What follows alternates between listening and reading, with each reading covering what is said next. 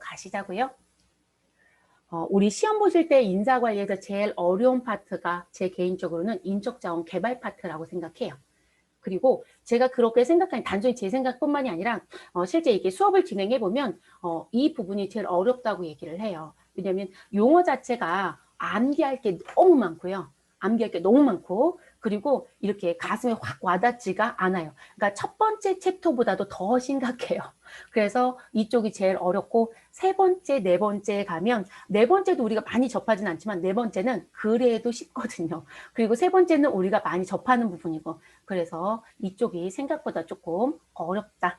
자, 인적자원 개발은 인적자원 개발만 있습니다. 네, 장은 한 장밖에 없어요. 자, 그래서 장은 한 장인데 페이지 수로 보면 우리 첫 번째 챕터에서 했었던 부분하고 비교했을 때 적지 않아요. 네. 자, 그러면 첫 번째 나오는 인사 고가라는 것부터 진행을 해볼게요, 여러분. 자, 우리 조금 전에 어디까지 끝났어요? 인사 평가까지 했고, 그리고 직무에 대한 설계까지 얘기하고 들어왔거든요. 그러면 인사 평가에 대한 부분이 진행이 됐으면 그걸 기준으로 우리 누구에 대한 사람에 대한 우리 구성원에 대한 뭘 해줘야 될까요? 우리 그 사람에 대한 평가라는 걸 해야 되겠죠. 그죠? 사람에 대한 평가, 여러분. 네. 우리 조직 구성원에 대한 평가. 그걸 우리가 뭐라고 부르자? 인사고가라고 얘기합니다. 그래서 인사고가의라는 게 나오죠. 자, 조직 구성원들의 행위를 조직 목적에 더욱 적합하도록 유도하기 위하여 적용하는 인사평가 제도를 우리가 인사고가라고 얘기한다. 자, 그런데 이 인사평가 제도는 우리 조직 구성원의 능력과 업적을 평가하고요. 자, 조직 구성원의 조직에 대한 유용성을 조직적으로 파악하기 위해서 이 인사고가를 진행한다라고 얘기합니다. 그리고 이 인사고가에 의해서 무슨 부분? 우리 승진이 된다거나 또는 보상의 관점으로 성과 보상에 대한 배분이 나간다. 우리 왜 특별 보너스 이런 얘기 하거든요. 자, 그런 부분으로도 상당히 많이 쓰고 있는 게 인사고가예요. 그래서 인사고가.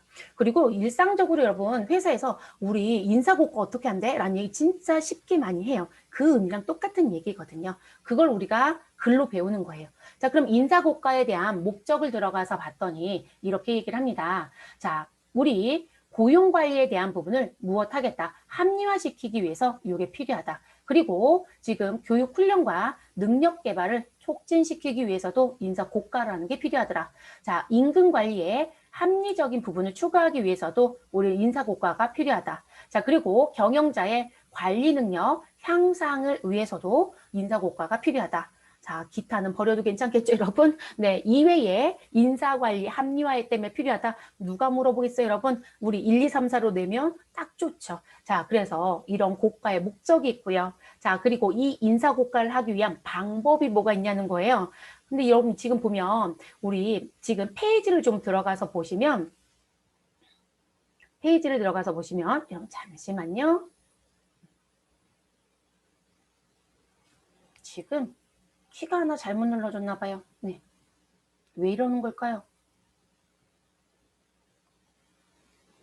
자, 이 페이지를 잠깐 볼게요, 여러분. 우리 150페이지에 있는 인사고가 방법이라는 부분이 있는데 그게 어디까지? 151페이지까지 우리 6개가 나와 있어요. 근데 그 6개에 나와 있는 내용을 뱅뱅뱅뱅뱅에 돌려가면서 내요. 그러니까 여기서 하나만 기억해서 가져가지 못해요. 그래서 암기에 대한 내용이 너무너무 많은 쪽이에요. 이쪽 파트가. 그리고 지금 제가 인사고가 방법만 얘기했어요. 근데 이 인사고가에 문제점이 좀 생겨요. 그러니까 오류를 범하는 게 생겨요. 그러면 그 다음 장에 가면 이 인사고가 오류 때문에 나와지는 오류의 종류를 나열합니다. 그게 또 7개입니다. 그 7개 중에 또 한 문제를 만들어요. 됐을까요? 그리고 뒤에 가면 이제 교육훈련 얘기를 해요. 그럼 그 교육훈련에 가면 종업원부터 경영자까지의 교육훈련 얘기가 나와요. 거기서 또 한 문제를 내고요. 근데 이쪽 페이지는 나오는 내용마다 전부 다 출제하는 것처럼 보여지거든요. 그러다 보니까 전부 다 기억해야 되는 내용인 거예요. 너무 어렵다는 거죠. 그래서 암기를 좀 해야 되는 필요성 있는 부분입니다. 자, 그럼 고가 방법에 제일 먼저 나오는 첫 번째 내용을 볼게요. 자, 중요 사실에 대한 기록법이 있습니다. 중요 또는 주요 사실이라고 표현하기도 해요. 그래서 이 부분은 자, 이 부분에 나와 있는 글씨를 그대로 출제를 해요. 달리 출제하지는 않습니다. 다행히도요. 이게 정의이기 때문에. 자, 기업 목표 달성에 크게 영향을 미치는 중요한 사실들을 중점적으로 기록하고 검토해서 종업원의 직무 태도와 업무 수행 능력을 개선하도록 하는 방법이다라고 얘기를 합니다. 그럼 여러분, 이 중요 사실 또는 주요 사실 기록법이라고 하는 부분은 무슨 글씨를 기업의 목표를 달성하기 위해서 이 부분에 영향을 주는 중요한 사실이 있다 또는 사건이 있다. 그걸 가지고 기록해서 이 종업원 일하는 부분에 내용하고 맞춰주는 행위예요. 그러니까 우리 이런 일이 예전에 있었어. 그랬을 때 이렇게 하거든 라는 부분이에요. 그러면 종업원들이 그거를 무엇하는 거예요? 일종의 학습처럼 되어서 그 부분을 하면서 맞춰가더라는 거죠. 근데 그런 부분이 중요 사실 기록. 자, 자기신고. 말 그대로 자기신고는 자기 스스로가 신고하는 거예요. 그러니까 스스로라는 표현이 분명히 나올 거예요. 그래서 종업원이 스스로 자신의 기술이라든지 뭐 지식이라든지에 대한 부분들을 무엇하겠다. 우리 인사팀한테 가서 얘기한다. 이런 식의 관점이에요. 그래서 나온 부분. 그래서 지금 제가 노란색으로 표시했던 용어를 최소한은 갖고 가세요. 그래서 종업원 스스로 자신의 기술이나 지식 등의 자기 능력과 원하는 직무 환경, 교육, 훈련. 자, 그런 내용들을 기술하여 정기적으로 보고하고요. 그것을 인력자원 조사의 자료로 우리는 하겠다. 그게 자기신고법이라고 얘기합니다.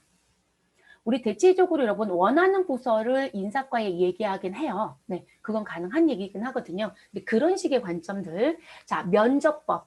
얘가 제일 쉬운 것 같아요, 여러분. 면접법은 면 대 면이에요. 그러니까 종업원과 우리 인사관리 담당자가 있겠죠. 네, 둘이 만나서 하는 거예요.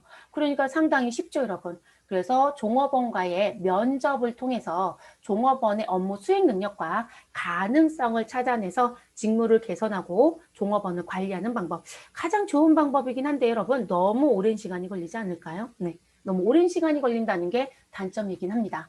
자, 그리고 목표관리법이라는 게 있어요. 자, 목표관리법은 우리 MBO라고도 얘기하는데요. 자, 이 부분은 항상 나오는 얘기가 종업원과 상사라는 얘기가 들어요.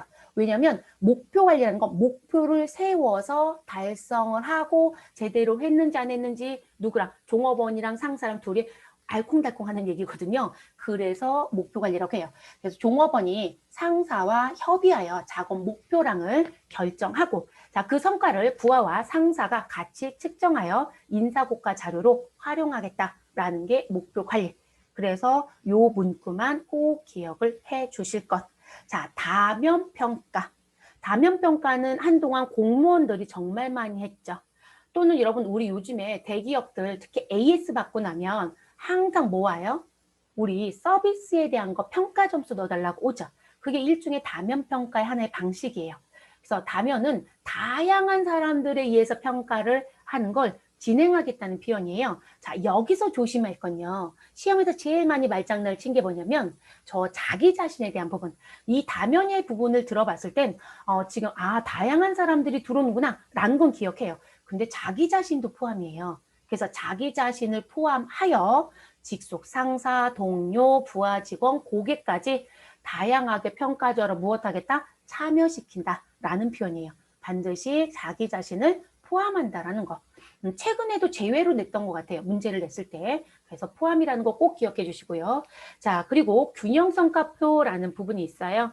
자, 이 균형성과표라고 하는 부분은 뭐 전략을 수행하기 위해서 구체적인 계획을 설정하고요. 통제하기 위한 경영관리 시스템을 균형성과표다라고 얘기합니다. 네, 이거는 지금 6개 방법 중에 균형성과표 출제가 제일 낮았던 것 같긴 하네요.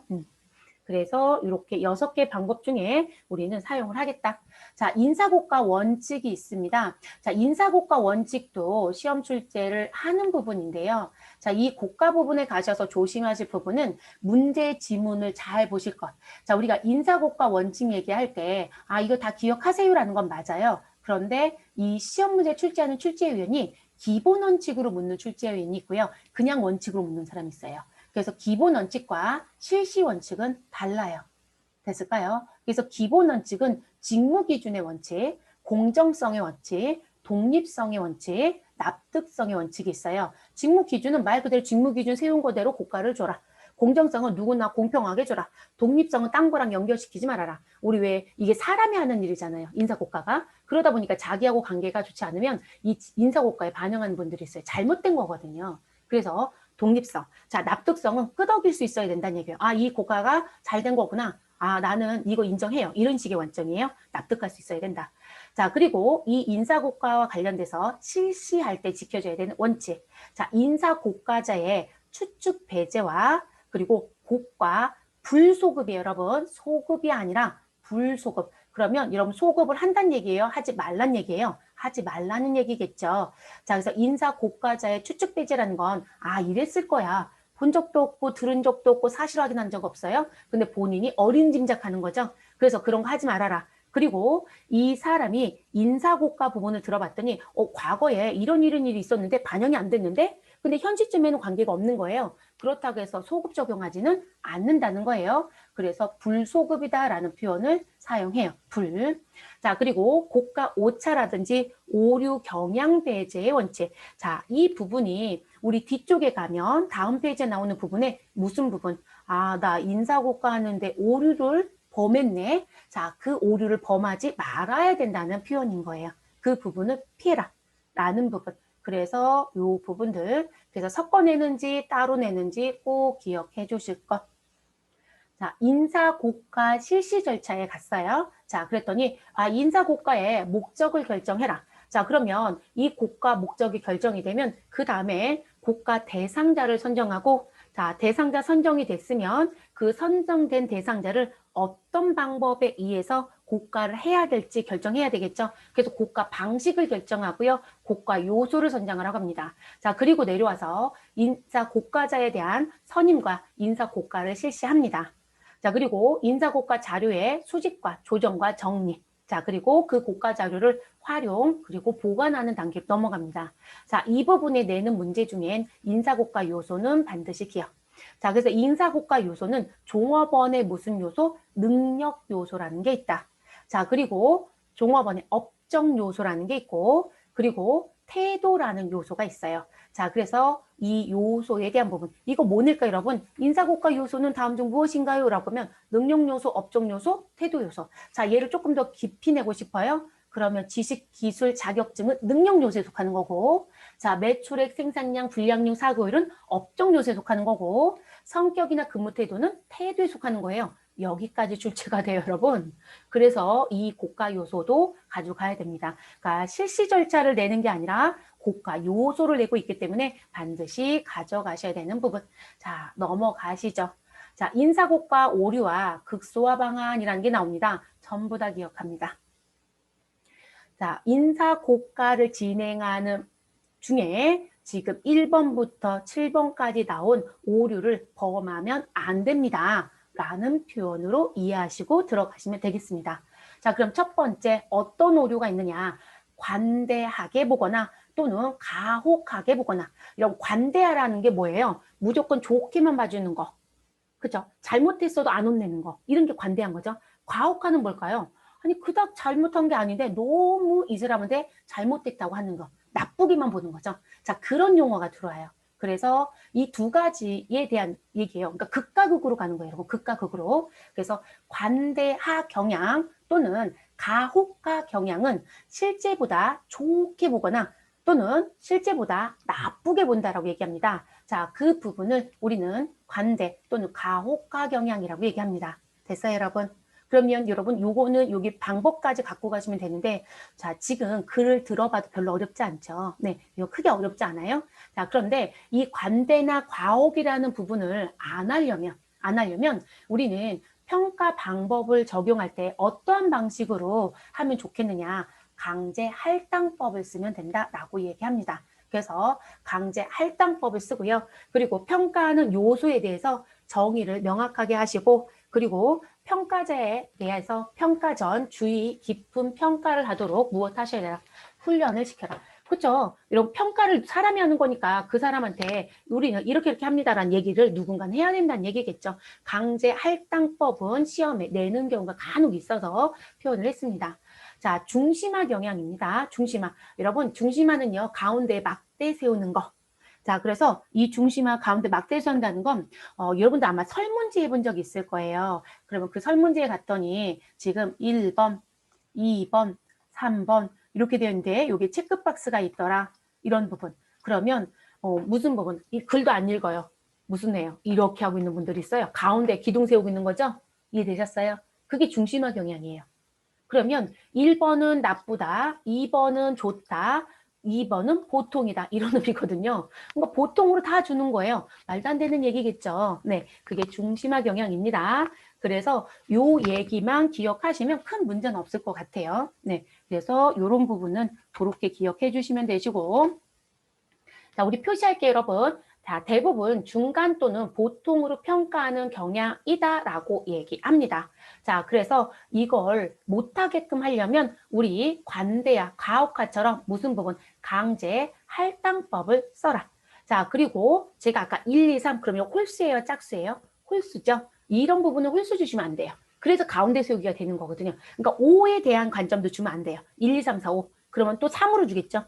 그래서 대체적으로 짝수로 만들으라고 얘기를 해요. 그래서 짝수. 그리고 무슨 부분? 조금 더 세분화 시켜라. 많이 쪼개라. 이런 얘기예요. 그래서 그런 부분들을 하게 되면 무엇할 것이다. 이 중심화 경향이 나오지 않을 것이다. 라고 얘기합니다.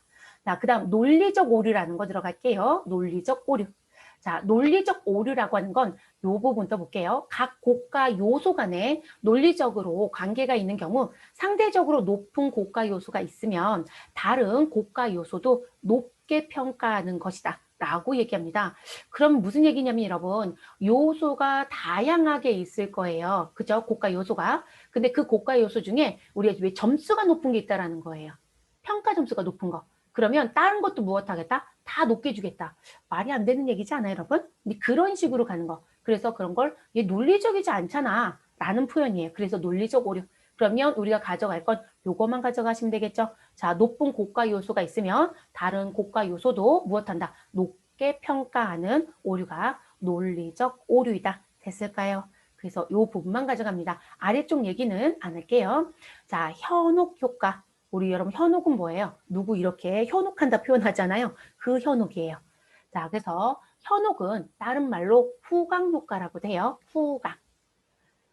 자, 그럼 내용 보시면 고가 대상자의 특정한 고가 요소로부터 받은 호의적 또는 비호의적 인상이 다른 고가 요소까지 영향을 미쳐 동일하게 평가하는 경향으로 이를 피하기 위해서는 여러 평가자들이 같은 사람을 독립적으로 평가하면 이 부분을 무엇할 수 있다? 안 할 수 있다. 이렇게 얘기합니다. 그러면 이 후광이라고 하는 현혹 효과는 뭐라고 보시면 돼요, 여러분? 우리 이 부분인 거죠. 자, 이 사람이 갖고 있는 특정한 고가 요소를 가지고 봤더니 그 부분에서 좋거나 나쁘다라는 인상을 받았다라면 다른 부분까지 무엇하겠다? 다 똑같이 하겠다. 이런 부분이에요. 아, 저 사람 나한테 되게 친절했어. 그럼 저것도 다 잘할 거야. 이런 식의 관점. 아, 예쁘니까 다 잘할 거야. 아, 못생겼으니까 뭐 못할 거야. 우리 왜 그런 식으로 보는 사람들 되게 많아요. 자기의 취향이 아니면 이런 식의 표현처럼. 그래서 지금 요 부분들은 후광 또는 현혹 효과라는 건 이제 그런 의미로 나와지는 부분입니다. 네. 자, 그 다음 5번째 대비 오류. 자, 피고가자를 평가함에 있어서요. 피고가자의 특성을 우리 고가자 자신의 특성과 비교해서 평가할 경우에 생기는 오류이다라고 합니다. 그러면 여기서 가져갈 건 뭐 여러분 누구랑 비교한다고요? 자신의 특성과 비교해서 평가했을 때 생기는 오류. 자, 이 용어를 가져가는 게 좋습니다. 자, 그럼 이 대비 오류는 뭐냐면 지금 현재 내가 영어를 잘 못한다. 소위 말해서 외국어를 잘 못한다. 근데 지금 피고가자를 봤더니 언어를 정말 잘하더라는 거예요. 그러면 그 언어를 잘한다는 것만으로 다른 것도 다 평가를 치우쳐서 주는 거예요. 그런 식의 관점이라고 보시면 돼요. 그러니까 내 자신을 가지고 상대편하고 비교하는 거 말이 안 되는 얘기죠. 나는 지금 그냥 고가자로 가서 피고가자를 평가하는 것 뿐이에요. 나하고 비교할 이유가 없죠. 직무에 대한 부분을 보는 거죠. 그래서 나오는 부분이고요. 자, 상동적 오류. 그럼 이 상동적은요, 우리 학교 또는 뭐 집단 또는 종교 또는 지역. 자, 그 부분을 가지고 판단하는 거예요. 그래서 지금 그가 속한 집단의 특성에 근거해서 판단하겠다라고 하는 부분. 그래서 친절한 출제자는 학교, 종교, 지역, 국가 이걸 줄 거고요. 그렇지 않으면 그냥 집단이란 용어만 줄 거예요. 그래서 이런 거죠. 서울대 졸업생은 일을 잘해. 그냥 공부를 잘했을진 몰라도 여러분 일을 잘하진 않아요. 저희가 우스갯소리 얘기했죠. 공부머리와 일머리는 다르다고. 네, 공부 잘한다고 일을 잘하진 않습니다. 근데 그렇게 평가하는 건 아니겠죠. 그리고 내가 교회를 지금 이 사람이 특정한 종교, 그럼 교회, 뭐 불교, 뭐 또는 천주교, 자 그거 가지고 우리가 평가하는 건 말이 안 되지 않을까요? 우리 왜 지역성에 대한 색을 내는 데도 있어요. 이해되셨어요? 그런 식의 관점을 가지고 있고 인사고과를 내면 안 된다라는 얘기예요. 그게 상동적 오류. 자, 시간적 오류.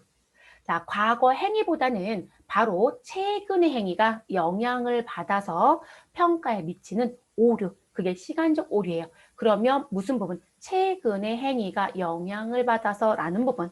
자, 이 부분의 용어만 가져가시면 되겠습니다. 자, 지금 색칠해 드린 것 같고 이렇게 매칭하는 거 꼭 해주세요. 네. 자, 그 다음 우리 무엇으로 넘어가자? 교육훈련으로 넘어갈게요. 교육훈련. 자, 교육훈련에 가시면 우리 교육훈련에 대한 뭐 정의부터 등장이 돼요, 여러분. 그런데 이 교육훈련의 의의학에서 나오는 부분에서 꼭 가져가셔야 되는 건 이쪽 박스예요. 교육이 뭐고 훈련이 뭐고 개발이 뭐냐. 이거 정의 문제 내거든요. 자, 그럼 교육은 뭘까요, 여러분? 우리가 일반적으로 교육은 배운다의 관점이에요. 훈련은 뭐예요? 능숙하게 만드는 거예요. 개발은 뭐예요? 나가는 거죠. 이해됐어요? 자, 그런 관점으로 글씨를 찾아요. 그러면 교육은 제가 배우는 거라고 했어요. 그러면 학습자가 들어올 수밖에 없어요. 학습. 그래서 종업원에 대해서 일반적인 지식과 교양, 태도 등을 습득시키는 과정으로 장기적인 학습 능력의 향상에 중점을 두고 있다는 게 교육이다라고 얘기합니다. 그래서 학습. 자, 훈련은 특정 직무 수행에 필요한 전문 지식이나 실천적 기능을 습득, 숙달시키는 과정으로 단기적 기능 능력의 향상에 중점을 두고 있는 개념이다. 자, 그러면 이 부분은 누가 들어올 것이다? 특정 직무 수행에 필요한 전문 지식. 이런 식의 관점이 나와요. 그럼 이 부분을 무엇해라? 훈련시켜라. 그래서 숙련공으로 만들어라. 이런 얘기예요. 그게 훈련. 자, 개발. 자, 개발은 앞에 썼던 교육과 훈련에 의해서 우리는 무엇하겠다? 능력을 키우겠다. 그게 개발이에요. 자, 그래서 그럼 교육과 훈련이란 부분이 나올 거예요. 그래서 교육과 훈련의 통합적 실시에 의해서 종업원의 총체적인 능력 개발 과정이라는 부분. 자, 종업원의 잠재 능력 개발과 자기 개발 활동을 중시하는 인적 자원 개발 또는 인재 개발의 개념으로 쓰는 게 개발이라고 얘기를 합니다. 됐을까요? 그래서 들어오는 부분. 그래서 여기는 표시할 부분은요. 지금 교육과 훈련의 통합적 실시에 의해서 우리는 능력 개발에 대한 과정이다. 라는 부분 이렇게 표시해서 가져가시면 되겠습니다. 자, 교육훈련 목적이라는 게 등장이 돼요.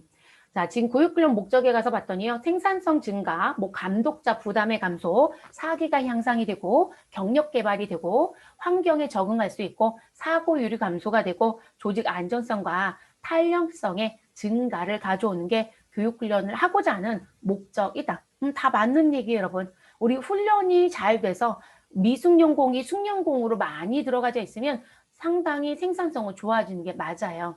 그리고 미숙련공, 숙련공 얘기할 때요. 이 숙련공에 대한 부분이 들어오면 안전의 부분들도 계속 얘기를 하거든요. 그러다 보니까 사고율 감소되고 뭐 이런 식의 내용들 그런 의미로 쓰는 부분입니다. 자, 그래서 이 교육훈련 목적은 이런 게 있다. 자, 교육훈련에 대한 필요성 얘기가 있어요. 자, 그러면 이 부분은 표시를 좀 할게요. 필요성. 자, 지금 적절한 능력을 가진 인재를 무엇해야 된다? 양성이 필요하더라.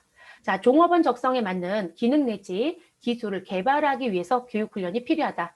자, 그리고 우리 실제 무슨 부분? 급변한다란 표현이 들어오죠, 여러분? 그럼 그 급변에 무엇 해야 돼, 여러분? 적응할 수 있어야 되잖아요. 그래서 나오는 부분. 그래서 급격한 동태적인 혁신으로 인한 업무 내용의 변형에 우리 적응하는 수준 높은 지식이라든지 기능이라든지 태도를 신장시키기 위해서 필요하더라.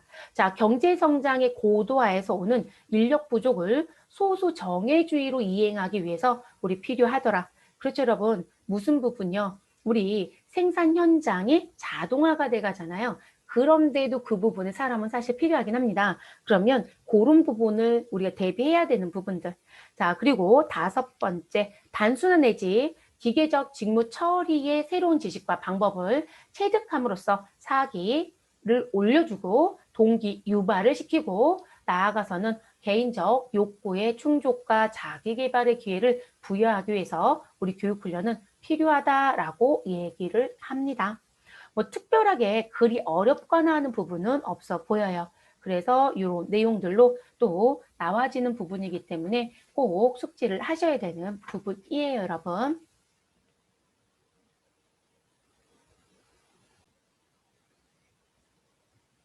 우리 교육 훈련 방법이라는 부분 갈게요. 교육 훈련 방법은 최근 들어서 시험 문제가 많이 출제 비중이 높아진 게 교육 대상별 훈련 쪽이 출제 빈도가 조금 높아지고 있는 경향이 좀 없잖아 있습니다. 훈련에 대한 방법의 종류와 계획에 가서 보시면 자, 지금 주체와 장소에 따라서 진행되는 훈련이 있고요. 그리고 뒤에 가면 교육을 받는 사람이 누구냐라는 거에 따라서 나뉘어요. 근데 이쪽이 조금 많이 출제를 하려고 하는 부분이 없잖아 있더라라는 거고요. 자, 그럼 이 주체나 장소라고 해서 들어오는 부분은 우리 회사 안에서 이루어지는 장소. 그러면 훈련, 그럼 직장 내 훈련이라고 하고요. 자, 회사 밖에서 이루어지는 훈련, 그럼 직장 외라고 얘기합니다. 그래서 직장 내 훈련과 직장 외 훈련의 다른 점이 뭐냐? 그럼 직장 내에서 이루어진다는 건 내 직무에서 분리시켜서 할 수는 없어요. 그러니까 일하면서 교육한다, 훈련한다 이런 얘기예요. 일하면서 배운다. 됐어요, 여러분? 근데 그런 관점으로 들어온 부분. 그래서 작업을 하는 과정에서 여러분 작업을 하는 과정이니까 일하고 있는 거예요. 그래서 작업을 하는 과정에서 직무에 관한 지식과 기술을 습득하는 훈련 방식이다. 그리고 이 훈련은 주로 누가 감독자에 의해서 개별적으로 실시된다. 대표적인 훈련 내용이 코칭이 있고 뭐 위원회 참석이 있고 직무 순환 등이 있다라고 얘기합니다. 그래서 일하면서 우리는 지식과 기술을 훈련받는 방식. 자, 그게 직장 내. 자, 직장 외 훈련은 밖에 나가서 받는 거예요. 그러면 내가 회사에서 일을 하는 부분이 있으니까 그 직무하고 아예 독립적으로 분리시키는 거예요. 그게 항상 중요한 부분이에요. 그래서 종업원을 일단 직무로부터 무엇 하겠다? 분리시키겠다. 그래서 오로지 뭐만 하게끔 교육에만 열중하게 하겠다라는 부분입니다. 그래서 대부분 집단적으로 실행되는 것이 일반적이다라고 얘기를 합니다. 그러니까 회사가 위탁교육 시킨다라고 많이들 얘기하시거든요. 근데 그런 부분. 그래서 연수원에 가서 훈련원에 가서 아니면 훈련 기관에 위탁을 해서 그래서 이런 부분이 있다라고 하는 부분. 그래서 지금 내용의 차이점을 본다라면 하나는 일을 하면서 하나는 이 일에서 분리시켜서 이렇게 나오는 부분. 그리고 뭐 코칭 얘기가 나와져 있네요. 뭐 코칭은 일반적으로 상급자가 누구를요? 하급자를 가리키는 부분의 의미죠. 그래서 지금 나를 따라오게끔 하는 그런 부분이 등장하는 게 코칭입니다. 교육 대상별 훈련이라고 해서 나온 부분. 자, 일반 종업원부터 경영자까지. 자, 교육 대상별의 훈련에서는 최고의 훈련이 경영자 교육이에요. 또는 경영자 훈련. 그래서 일반 종업원은 우리 일반적인 직원들이 받는 교육이에요. 그럼 대부분 뭐에 대한, 우리 일에 대한, 직무에 대한 교육을 많이 받죠. 또는 훈련을 받죠. 그래서 일반 종업원은 뭐라고 나올 것이다. 자, 지식보다는 직무에 관한 기술을 전수한다라는 얘기로 등장이 돼요. 그래서 우리 조금 전에 얘기했던 무슨 부분, 직장 내 훈련이 있고, 우린 지금 밖으로 내보냈어요. 그럼 직장 외 훈련도 들어올 수 있다라고 얘기를 합니다. 그래서 우리 회사에서 대부분 일선 종업원들 교육 보냈어요 라고 하는 게 지금 이 얘기라는 거예요. 네, 그 부분이고. 자, 그 다음에 종업원보다는 조금 우위에 있는 사람. 자, 그 부분이 감독자 훈련이거든요. 감독자. 자, 그럼 감독자는요, 뭐라고 얘기를 하냐면, 자, 일선 종업원의 작업을 지휘, 감독하면서 항상 이 글씨가 나와요. 그리고 경영자와 일선 종업원을 연결하는 중요한 역할을 한다. 자, 그래서 요 역할을 하려면 이 감독자가 종업원에 대한 걸 무엇해야 돼요, 여러분? 잘 끌어와야 되잖아요. 그죠? 지도를 잘 해야 되겠죠? 자, 그런 부분 때문에 무엇하다, 필요하다라고 얘기를 합니다. 그래서 이 감독자 훈련은 조직 내 구성원 중에서 타인과 무엇이 유대관계가 좋고 집단 내에서 지도력을 행사하는 등 총 감독자적 자질을 갖춘 대상자들에게 주로 리더십 훈련을 시킬 때 이런 훈련의 용어를 쓴다는 거예요. 됐어요, 여러분? 그리고 여기서요, 이 감독자적 자질 글씨를 지우지 못해요, 또. 네, 지우지 못하고요. 그래서 한 부분이고, 자, 관리자. 관리자는 감독자보다 위에 있는 직군이에요. 자, 지금 관리자는 무슨 부분? 기업의 중간 경영층이다라고 얘기합니다. 그래서 중간 경영층이고 경영 활동에 있어서 중요한 역할을 한다. 자, 그래서 이 관리자는 최고 경영층과 일선 감독자의 중간에 위치해서 뭐 생산, 판매, 구매, 인사, 회계 등 각 부문의 책임자적 활동을 담당한다. 자, 그렇기 때문에 우리 일선 종업원이나 감독자에 대한 훈련보다 높은 차원에서 실시되어야 된다라고 얘기를 합니다. 여기서 이제 가져갈 부분의 용어는요. 지금 무슨 부분? 최고 경영진과 일선 감독자의 중간에 위치하여 라고 하는 이 용어가 들어올 거고요. 그리고 책임자적 활동을 담당한다 라는 용어가 같이 등장이 됩니다. 자, 경영자. 그럼 경영자는요. 맨 꼭대기에 있는 사람이잖아요. 소위 말해서 최고 경영자라고 표현하는. 그럼 이 사람은 어떤 훈련을, 어떤 교육을 받아야 될까요? 여러분 회사를 전부 다 끌어가야 되는 사람이잖아요. 그러면 뭔가의 의사결정을 하는데 요긴한 교육을 받는다거나 또는 우리 미래를 볼 수 있는 예측할 수 있는 부분의 내용들을 받거나 뭐 이런 식의 내용들이 들어야 되겠죠. 그래서 나오는 부분. 자, 그러면 지금 이 부분에서 여러분들이 가져가실 부분은요. 요 부분을 가져갈게요. 경영자의 훈련은 이렇게 얘기를 합니다. 자, 지금 무슨 부분? 주로 기업 전반의 관점에서 전문적인 지식, 계획의 능력, 종합적 판단 등을 개발시키고 라고 해요. 근데 여기까지 봐서는 잘 모르겠거든요. 그런데 기업의 사회적 책임을 인식하면서 라는 용어가 항상 들어와요. 그러니까 단순히 지금 무슨 부분, 우리 회사의 전반적인 걸 볼 수 있고 내가 의사결정을 할 수 있고 뭐 이런 식의 내용만 들어오는 게 아니라 지금 기업에 대한 사회적인 부분까지도 모두 볼 수 있는 게 있어야 된다는 거예요. 그게 키워져야 된다는 부분. 그래서 나오는 용어가 있어요. 그게 요 용어예요.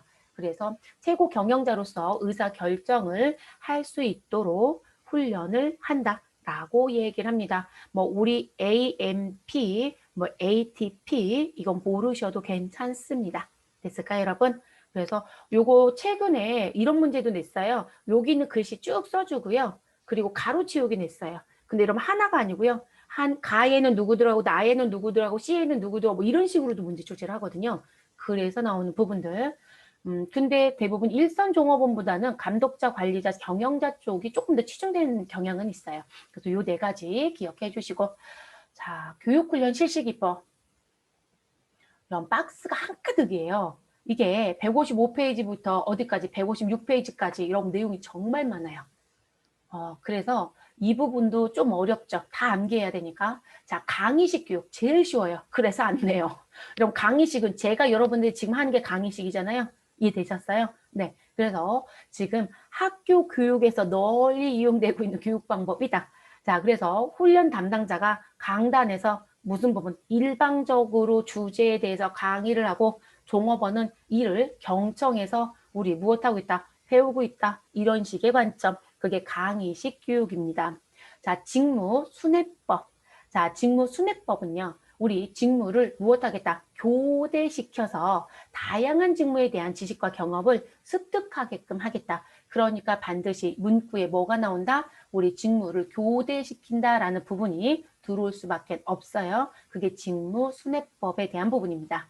자, 역할 연기법. 다른 말로 얘기하면 롤모델법이라고도 얘기합니다. 여러분, 역할을 연기하겠다는 얘기인 거예요. 그러면 지금 무슨 부분이 되냐면, 자, 교육이 진행되는 과정에서요, 지금 직무에서의 역할을 실제로 해보라고 해요.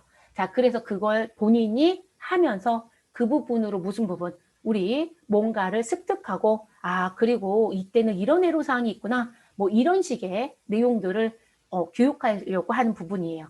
그래서 나온 부분. 그래서 직무에서 역할을 실제로 실행해 본다라는 부분이 용어를 기억해 주시는 게 좋겠습니다. 근데 역할 연기 롤모델법 똑같은 말이에요. 네. 자, 사례 연구법. 자, 사례 연구법은요. 지금 이 종업원한테 뭘 얘기를 할 거냐면 자, 문제가 발생이 되면 그 상황에 우리 참여를 시키고요. 그 해결에 대한 부분을 돌출하게끔 해주는 능력을 키우려고 하는 게 사례 연구법이에요. 그래서 지금 뭐가 들을 것이다. 자, 문제가 있는 상황 해결에 직접 참가하도록 해서 문제를 해결하는 과정에서 판단력을 개발시키는 방법이다. 이렇게 되기 때문에 우리 무슨 부분, 문제가 발생이 되고 그거 해결하려고 투입이 되고 이렇게 가는 관점. 자, 그게 사례 연구.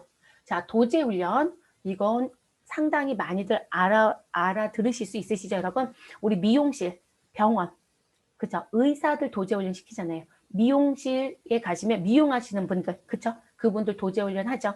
네, 그 부분. 그래서 감독자의 지도를 받거나 숭늉공에 무엇을 작업을 직접 보조하면서 지식과 기술을 습득하는 훈련 방식이 도제 훈련입니다.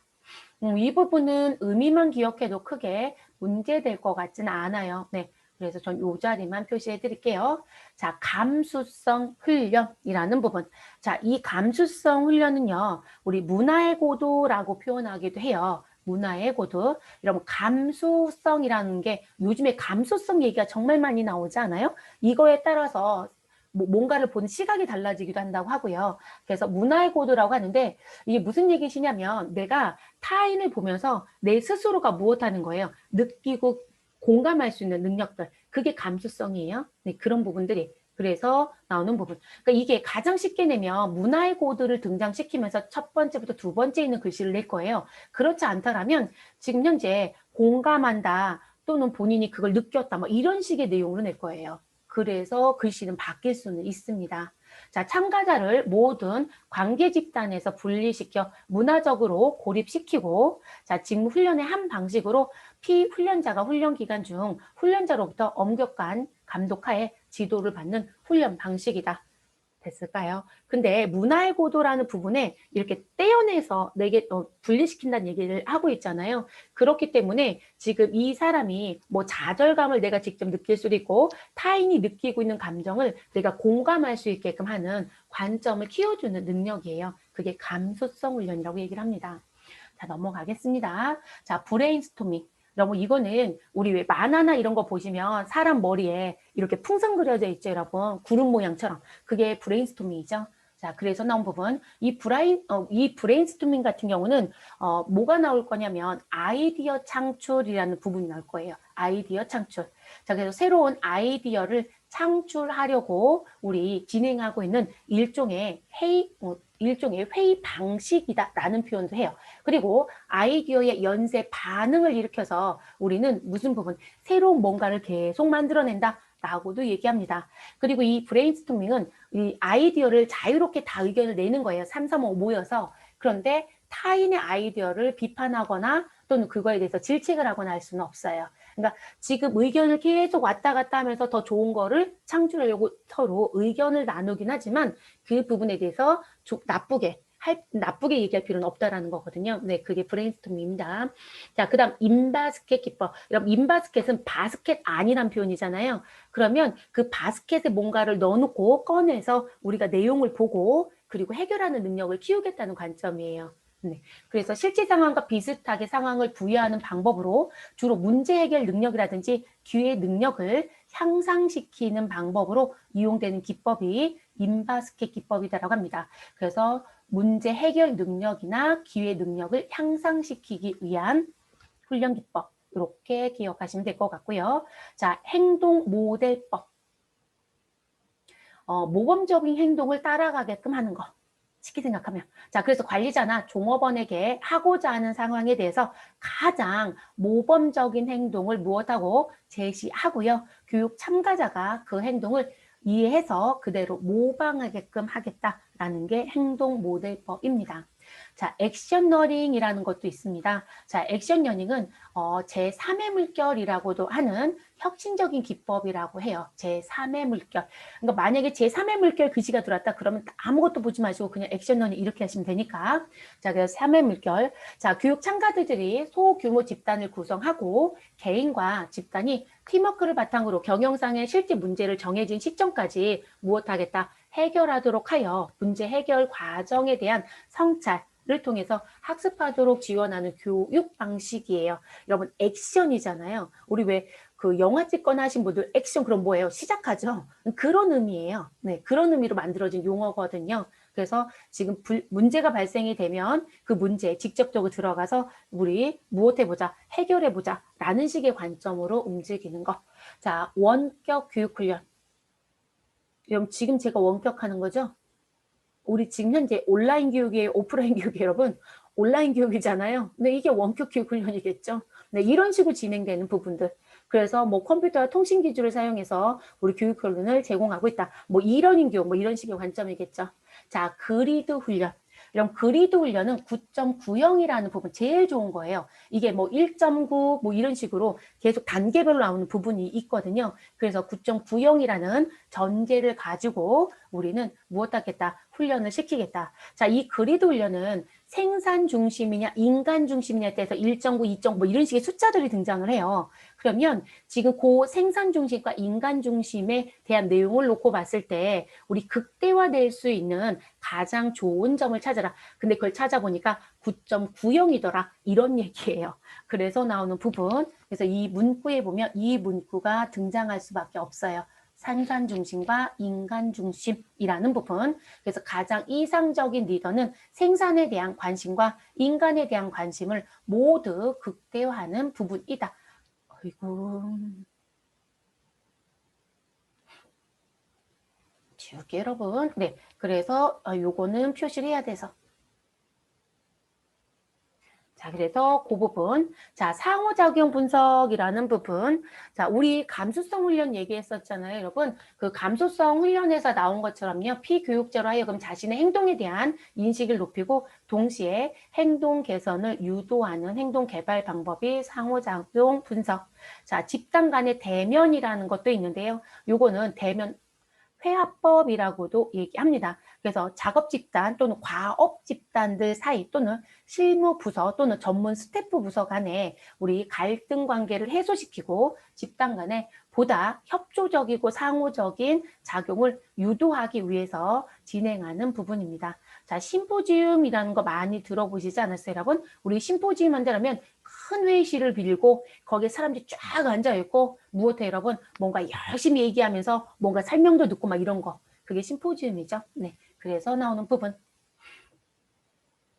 자, 지금 노란색으로 표시해드렸던 부분의 앞에 있는 글씨들은 최소한 연결고리 만드셔야 되세요. 뭐 많이 나온다, 많이 나오지 않는다 얘기하기는 조금 어려운 상황이에요. 자, 그 다음 교육 훈련 방법 들어가겠습니다. 이런 교육 훈련 방법에 대한, 교육 훈련에 대한 평가 방법. 자, 이 얘기는 뭐예요? 앞에서 교육 훈련에 대한 부분을 실시하겠다라고 해서 이런 방법을 써라 이런 얘기를 했잖아요. 그러면 우리가 교육에 대한 훈련을 진행했다. 라고 하면 이 교육 훈련이 제대로 이루어졌는지에 대한 평가를 해야 되지 않을까요? 그쵸?